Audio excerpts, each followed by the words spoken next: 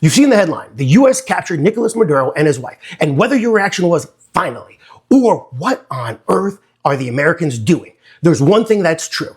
This didn't come out of nowhere because the United States and Venezuela have been tangled up for over a century. And the weird part is this. Venezuela once tried to pull the United States into its problem on purpose by invoking what? The Monroe Doctrine.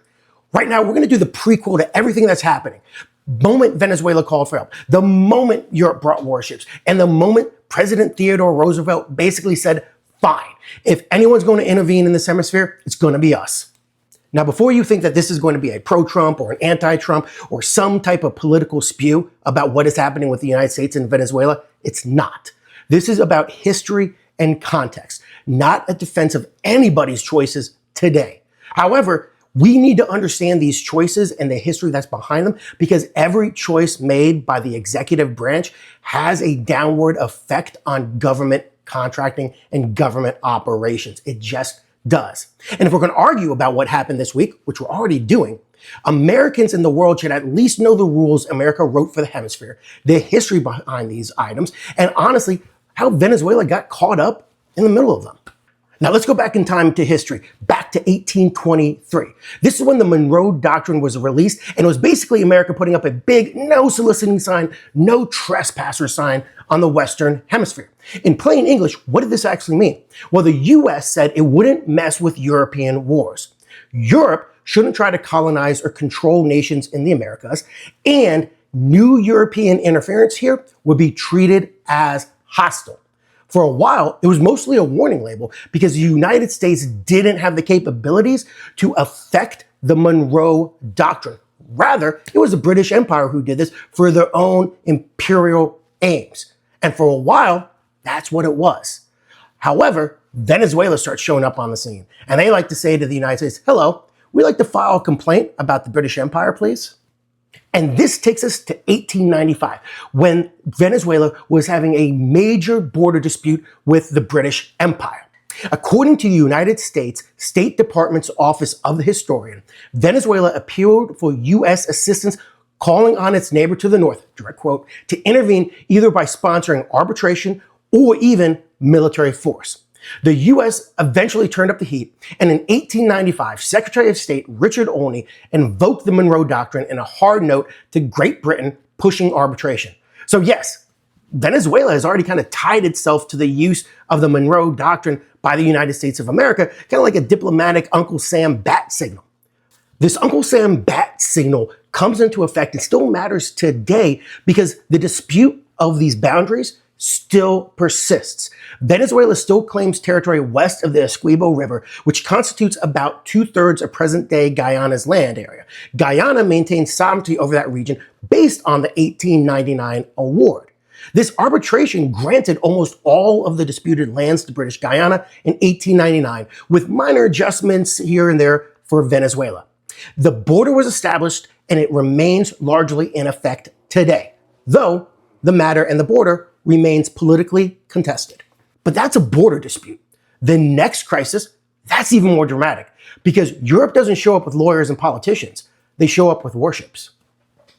These European warships show up in Venezuelan waters and begin a blockade of Venezuela in December 1902. The nations were Britain, Germany, and Italy. They imposed this naval blockade because of unpaid debts and claims. That's right, it was all over not getting their money. Venezuela went off and sought arbitration. They reached out through their London embassy and reached out specifically also to the United States to help end this crisis. What happened were the Washington Protocols. This was a settlement reached on February 13th, 1903 in Washington, D.C., and the blockade of Venezuela lifted shortly thereafter. And here's the detail that matters the most for the next part. The settlement included pledging a portion of Venezuela's custom revenue at major ports as part of repayment arrangements. Now pause. Think about what that looks like from Washington, D.C., from the American perspective. Europe is literally running a military collection agency in their Caribbean neighborhood, in what the United States considers its neighborhood, and it's right next to future strategic choke points. So President Theodore Roosevelt looks at that and basically says, no, this loophole can't stay open. Therefore, President Theodore Roosevelt decided that this was the moment that the United States policy was going to be rewritten. This is 1904 to 1905. His answer becomes the Roosevelt Corollary to the Monroe Doctrine. Now remember, the Monroe Doctrine was Europe stay out. The corollary adds, if a Latin American country has a chronic instability or wrongdoing that might invite Europe or foreign powers in, the U.S. claims the right to intervene first. Roosevelt explicitly described this as the U.S. exercising international police power in the Western Hemisphere. This is basically kind of like your geopolitical neighbor saying, I'm not taking over your street, I'm just managing it permanently and for your own good. So if you're tracking the evolution of U.S. policy in this hemisphere, Venezuela asked for U.S. help against Britain in the 1890s. Europe blockaded Venezuela over debt in 1902. Roosevelt responds by expanding America's role from warning Europe to intervening to prevent Europe. And that shift is why modern Venezuelan headlines hit a nerve. The logic is old, even when the circumstances are new. Before we continue on with the political history vis-a-vis the United States, Venezuela, European powers, the Monroe Doctrine, the Roosevelt Corollary, please make sure to subscribe to this channel. It really helps us out to know who our audience is so we can better tailor content to you. Please make sure to like, share. If you got any questions or thoughts, put them down below. We try to respond and answer everything as it comes in. Now back to the history.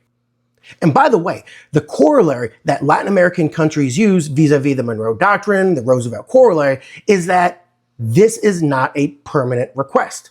This is important nuance because history gets sloppy fast.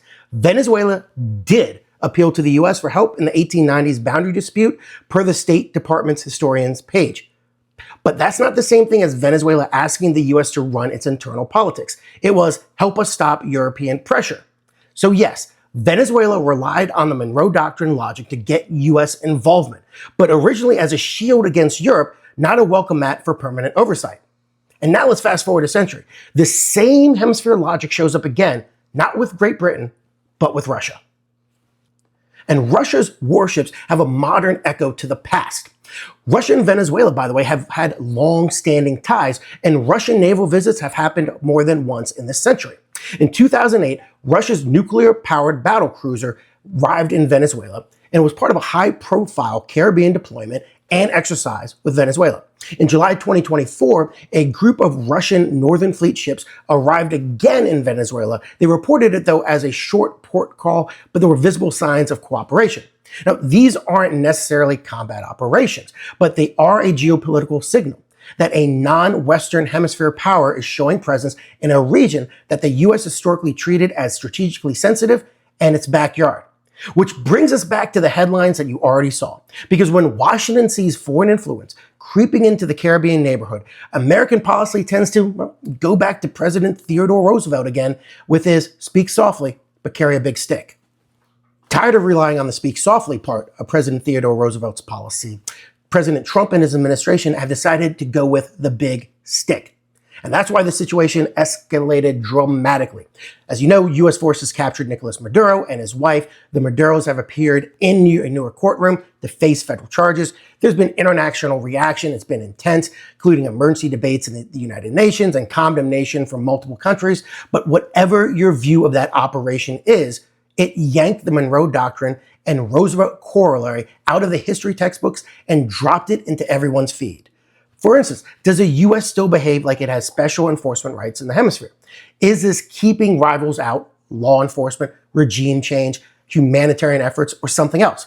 And what happens when other major powers decide they want a say in the same region? And that's where we stand today. Those questions still require good answers. But in order for us to get those good answers, we need to understand the history through line. So here it is as we close this out. From 1823 to right now. 1823, the U.S. declares the hemisphere off limits, the Western Hemisphere, to European domination with the Monroe Doctrine. Remember, this is then expanded to other foreign powers outside of the Western Hemisphere. Venezuela appeals to the U.S. to apply that same Monroe Doctrine logic against Great Britain in their border war. European warships later blockade Venezuela over debt, exposing the Monroe Doctrine loophole and having the United States and pulling the United States, rather, back into Venezuelan politics. President Theodore Roosevelt responds to this by expanding the doctrine into a claim of international police power vis-a-vis what's called the Roosevelt Corollary. And today, with foreign naval signaling and major U.S. action in Venezuela again, we're watching the modern argument over a very old idea. Who gets to police and who gets to say what's right and wrong in the Western Hemisphere? History doesn't repeat, but it absolutely reuses talking points. If you want a part two, I can cover how U.S. leaders later tried to dial this back, like through the good neighbor policy, which explicitly shifted toward non-intervention in the 1930s. But as always, if you have any questions, you have any comments, put them down below. We try to answer everything and respond to every comment as they come in. Thanks for watching.